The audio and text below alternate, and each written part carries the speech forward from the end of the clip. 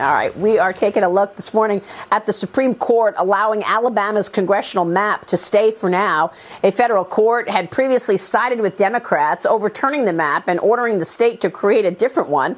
But the highest court ruling against that order, allowing Alabama to use the current map for the 2022 election. And the justices will hear the full case later this year. A lot of redistricting going on across the country ahead of the midterm elections. Joining me right now is the Attorney General of Alabama, Steve Marshall. AG Marshall, thanks very much for being here.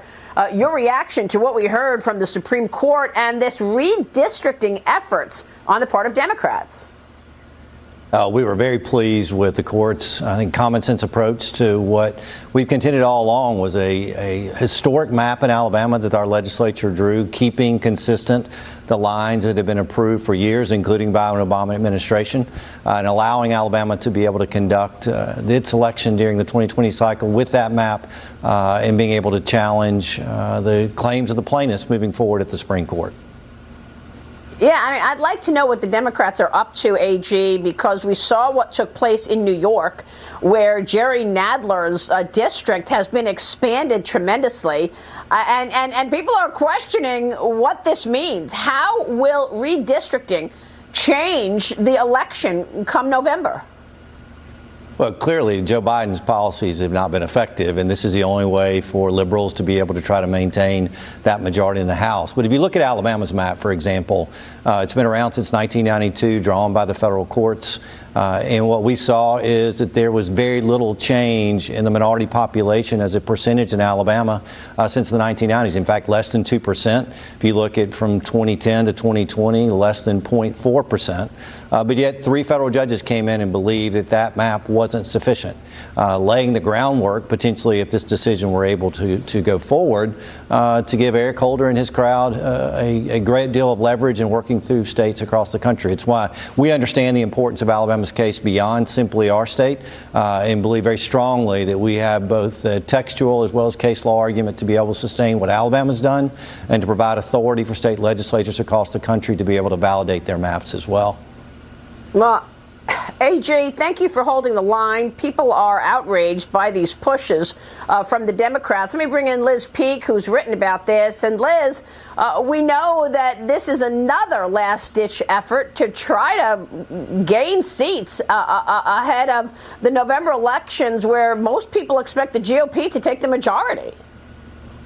Yeah, I think what's worrisome is in New York, there's not any explanation for how Democrats have redrawn the map. It's all about power politics and actually getting rid of the few GOP representatives that we have. It's extremely hard to figure out how this could have happened. It does seem to be another sort of nuts and bolts political process that the Republicans may not be up to speed on. And I'm curious whether Democrats have just got a better ground game on this redistricting effort than GOP. What should we be doing about it? AJ? I think clearly that there's no doubt that the Democrats have worked this angle because they understood the challenges they would face going into this midterm election. You know, what our hope is through the efforts of our case is that we establish very clearly that race can't predominate in the decisions about how to draw these lines. Somehow or another, this assumption that only a black candidate can represent black districts, or that somehow or another that we assume that all individuals of color believe the same thing. Our case is going to provide a wonderful example to be able to demonstrate how legislatures can look at historic trends, to be able to keep incumbencies together, to look at communities of interest, to make sure that we have compact districts so that we're not gerrymandering clearly just based on race. Yeah, you make a great point, and part of this goes back to what you said a moment ago, and that is the American people are rejecting these policies. So the Democrats don't know what else to do other than redraw maps. I mean, look at the policy on crime. Soft policy, violence is on the rise, particularly against police. 13 police officers were shot across 4 states in a 24-hour period Friday. 2 officers died, 11 others injured. This year alone, 58 law enforcement officers have been shot in the line of duty, AJ, compared to 29 the same time last year. You've been outspoken on the impact of crime reform on law enforcement AG, what can you tell us about the situation in Alabama and how much is bail reform, meaning no consequences for crime, you're processed and then sent back on the street? How much of that is behind this spike in crime? Oh, I think you look at the national narrative that undermines the support and legitimacy of law enforcement. It's no surprise that during the Biden administration that we've had more law officers killed in the line of duty during his first year than any other presidency. I mean, we have not an incarceration problem in this country. We have a crime problem. And the more aggressive that we have the opportunity to allow law enforcement to do their duties, to be able to be engaged in communities in which crime is occurring. You know, the reality is that those on the left are advocating against police on communities that most desperately need the law enforcement presence.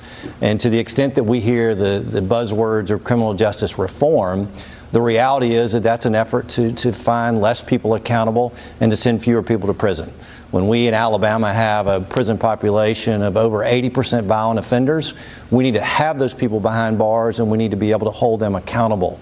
And any efforts to reduce that simply makes our streets unsafe. Yeah. AG, thanks very much for your leadership on this and the redistricting and all you are doing there in Alabama. We so appreciate your time this morning. Thank you, sir. Thank you.